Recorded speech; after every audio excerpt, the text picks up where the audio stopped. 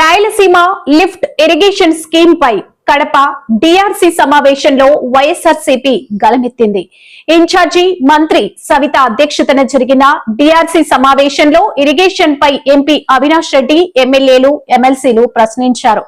ఆ అంశంపై సత్యం కూటమి నేతలు పక్కుదోవ పట్టించారని అన్నారు.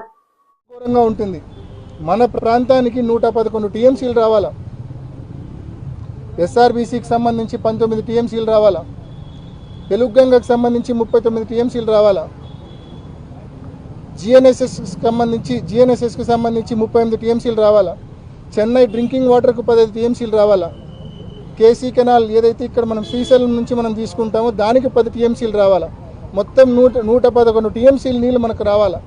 మొత్తం కేసీ కెనాల్ రైతాంగం, జిఎన్ఎస్ఎస్ కింద ఆయకట్టు రైతాంగం, తెలుగుగంగ ఆయకట్టు అంటే బ్రహ్మం సాగరు, SR1, SR2 రైతాంగం, ఇన్ని లక్షల మంది రైతులు వీటి మీద ఆధారపడి ఉన్నారు. మరి ఇంత పెద్ద అంశాన్ని ఏమాత్రం అంటే మేము చర్చ మొదలు పెడితే 2 నిమిషాలు మా వాదన వింటనే రివర్స్ ఎదురుదాడికి మళ్ళా మేము సమాధానం ఇస్తే డైవర్షను. కేవలం ఎదురుదాడి, డైవర్షన్ తప్ప ఏమీ లేదు ఇక్కడ. ఏ సమస్యలు ఏవనైతున్నా ఇంతే. మరి ఈ డిఆర్సీ మీటింగ్లు ఎందుకో మరి అర్థం కాని పరిస్థితి. మరి ఇవాళ కూడా రైతుల తరపున రైతులు ఏదైతే ఆందోళన పడుతూ ఉన్నారో, ఓ పక్క తెలంగాణ పవర్ జనరేషన్ అనే పేరుతో నీళ్లు కిందికి వదులుతూ ఉంది, ఓ పక్క పాలమూరు రంగారెడ్డి దిండి ఎత్తిపోతల నుంచి వాటరు రోజుకు 3 టీఎంసీలు పంప్ చేస్తే 5-6 టీఎంసీలు వచ్చే ఫ్లడ్ ప్రతిరోజు తెలంగాణ ప్రాంతానికే పోతే ఎప్పుడు నీళ్లు 880 లెవెల్కి రావాలా, ఎప్పుడు 854 లెవెల్కి రావాలా, ఎప్పుడు మన ప్రాంతానికి నీళ్లు రావాలా? 854 అడుగులు పైకి పోతేనే కదా మనకు కనీసం 7000 క్యూసెక్లన్నా వచ్చేది. ఈ ప్రాబ్లం దృష్టిలో పెట్టుకొని గతంలో దివంగత ముఖ్యమంత్రి డాక్టర్ వైఎస్ రాజశేఖర రెడ్డి గారు పోతిరెడ్డిపాడు 11,000 ఉంటే సరిపోదు, ఫ్లడ్ బాగా ఉన్నప్పుడు శ్రీశైలంలో 880 ఫీట్ లెవెల్ ఉన్నప్పుడు పెద్ద ఎత్తున నీళ్లు డ్రా చేసుకోవాలా అని చెప్పి పోతిరెడ్డిపాడు హెడ్ రెగ్యులేటర్ను 44,000 క్యూసెక్లకు ఆనాడు రాజశేఖర రెడ్డి గారు పెంచి ఒక గొప్ప నిర్ణయం తీసుకున్నారు.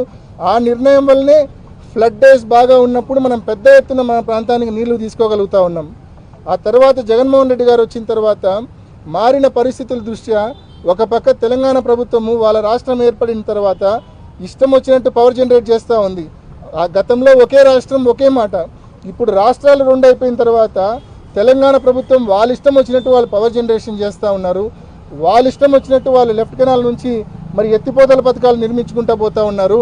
మరి అదే జరిగితే మనకు హక్కుగా రావాల్సిన నీళ్లు, మనకు అలొకేషన్ చేయబడ్డ 111 టీఎంసీల నీళ్లు మనం డ్రా చేసుకోవడం అనేది అసాధ్యమైన పరిస్థితి వస్తుంది. కాబట్టి చదరంగంలో ఎత్తుకు పై ఎత్తు ఎలా వేస్తారో తెలంగాణ ప్రభుత్వం ఎత్తులకు పై ఎత్తు జగన్మోహన్ రెడ్డి గారు వేసి వాళ్ళు అనుమతులు లేకుండా ప్రాజెక్టులు ఏ రకంగా ముబ్బడిగా కట్టి నీళ్లు ఎత్తిపోసే ప్రయత్నం చేశారో మనం కూడా రాయలసీమ ఎత్తిపోతల పథకం ద్వారా రోజుకు 3 టీఎంసీల నీళ్లు 800 అడుగుల్లోనే రోజుకు 3 టీఎంసీల నీళ్లు తీసుకొని తద్వారా మన ప్రాంత రైతాంగం యొక్క ఇంట్రెస్ట్ను, మన ప్రాంత వ్యవసాయాన్ని ప్రొటెక్ట్ చేయాలని చెప్పి జగన్మోహన్ రెడ్డి గారు 2020లో దాదాపు ఆ ప్రాజెక్టు మొదలుపెట్టి ఎన్ని ఇబ్బందులు వచ్చినా దాదాపు 950 కోట్ల రూపాయలు ఆ ప్రాజెక్టు కోసం ఖర్చు కూడా చేయడం జరిగింది.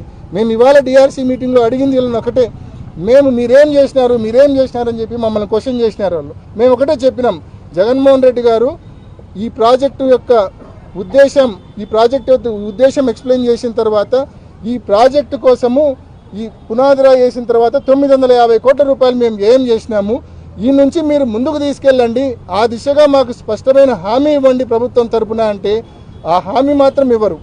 కేవలం ఎదురుదాడి, కేవలం డైవర్షను. రాయలసీమ ఎత్తిపోతల పథకాన్ని ముందుకు తీసుకెళ్తామన్న హామీ మాత్రం ఈ ప్రభుత్వం ఇవ్వని పరిస్థితి. నిన్నటి దినాన సాక్షాత్తు మరి మంత్రి గారు, ఇరిగేషన్ మంత్రి గారు చెప్తా ఉన్నారు ఈ ప్రాజెక్టే నిరుపయోగమని. ఆయనకు బుర్ర ఆడుందామని నాకైతే తెలియదు, కానీ ఈ ప్రాజెక్టే నిరుపయోగం అంట. ఆల్రెడీ 798 ఫీట్లో ముచ్చుమర్రు ఉంది కదా అంటాడు. 798 ఫీట్లో ముచ్చుమర్రు నుంచి మనం డ్రా చేసేదంతా 1000 క్యూసెక్లు. రాయలసీమ ఎత్తిపోతల పథకం ద్వారా మనం డ్రా చేయబోయేదంతా 33,000 క్యూసెక్లు, రోజుకు 3 టీఎంసీలు. మరి ఆయనకు దానికి తేడా తెలియకుండా ఇరిగేషన్ మంత్రి మాట్లాడుతున్నారంటే నిజంగా మరి ఇంత గొప్పలను చంద్రబాబు నాయుడు గారు ఇరిగేషన్ మంత్రిగా పెట్టడం జరిగింది. మరి తప్పకుండా ఈ ప్రభుత్వాన్ని మరి రాబోయే రోజుల్లో వైఎస్ఆర్ కాంగ్రెస్ పార్టీ తరఫున ఉధృతంగా ప్రశ్నిస్తాం. తప్పకుండా ఈ రాయలసీమ ఎత్తిపోతల పథకం విషయంలో ఈ ప్రభుత్వం ముందుకొచ్చి నిర్మాణం పనులు మళ్ళా చేపట్టే వరకు, చేసిన పనులను మళ్ళా ముందుకు తీసుకెళ్లే వరకు తప్పకుండా వైఎస్ఆర్ కాంగ్రెస్ పార్టీ ఆధ్వర్యంలో ఈ ప్రాంత ప్రజా ప్రతినిధులము, ఈ ప్రాంత వైఎస్ఆర్ కాంగ్రెస్ పార్టీ కార్యకర్తలు, నాయకులు అందరం కూడా కంకణబద్దులై ఈ ప్రభుత్వాన్ని నిలదీసి ముందుకు తీసుకెళ్లే విధంగా మేము కృషి చేస్తామని తెలియజేస్తా ఉన్నాం. తెలుగుదేశం పార్టీ ప్రధానంగా చేసిన ఆరోపణ ఏంటంటే గత ప్రభుత్వ హయాంలో ఏదైతే ఎత్తిపోతల పథకం ఉందో దానికి సరైన అనుమతులు తీసుకోవడంలో ఆగిపోయింది, మా వల్ల కాదనే బలమైన వాదన వినిపిస్తుంది. ఇప్పుడు ఒకటే తెలంగాణ ప్రభుత్వం ఒక పక్క పాలమూరు ఎత్తిపోతలు ఎటువంటి అనుమతులు లేకుండా కడతా ఉంది, దిండి ఎత్తిపోతలు ఎటువంటి అనుమతులు లేకుండా కట్టుకుంటూ పోతా ఉన్నారు. ఒక పక్క పవర్ జనరేషన్ చేసుకుంటూ పోతా ఉన్నారు. వాళ్ళు అనుమతులు లేకుండా రోజుకు 3-4 టీఎంసీలు అనుమతులు లేని ప్రాజెక్టుల నుంచి డ్రా చేసే పరిస్థితుల్లో ఉండి ఆ రోజు మనం ఏం మాట్లాడినా అరణ్య నిరోధన అవుతుంది కదా. కాబట్టి మనం కూడా రాయలసీమ ఎత్తిపోతల పథకాలు టిట్ ఫర్ టాట్ అంతే. మనకు రాయలసీమ ఎత్తిపోతల పథకం అందుకోసమే మనము చేపట్టడంతో పాటు మనం అన్ని రకాలైన పర్మిషన్స్కు కేంద్ర ప్రభుత్వానికి అప్లై చేసినాం. కేంద్ర పర్యావరణ శాఖకు సంబంధించి మరి ఎన్విరాన్మెంటల్ మీటింగ్స్ జరుగుతాయి, ఈసీ క్లియరెన్స్కి సంబంధించిన మీటింగ్స్ జరుగుతాయి. ఆ మీటింగ్స్లో కూడా నెంబర్ ఆఫ్ టైమ్స్ మనం పర్స్యూ చేసినాం. ఈ గవర్నమెంట్ వచ్చిన తర్వాత పర్స్యూ చేయకపోవడం వలన, దాన్ని పట్టించుకోకపోవడం వలన ఈ ప్రభుత్వం వచ్చిన తర్వాత 2025 మార్చి మాసంలో ఈసీ రిజెక్ట్ అయింది రాయలసీమ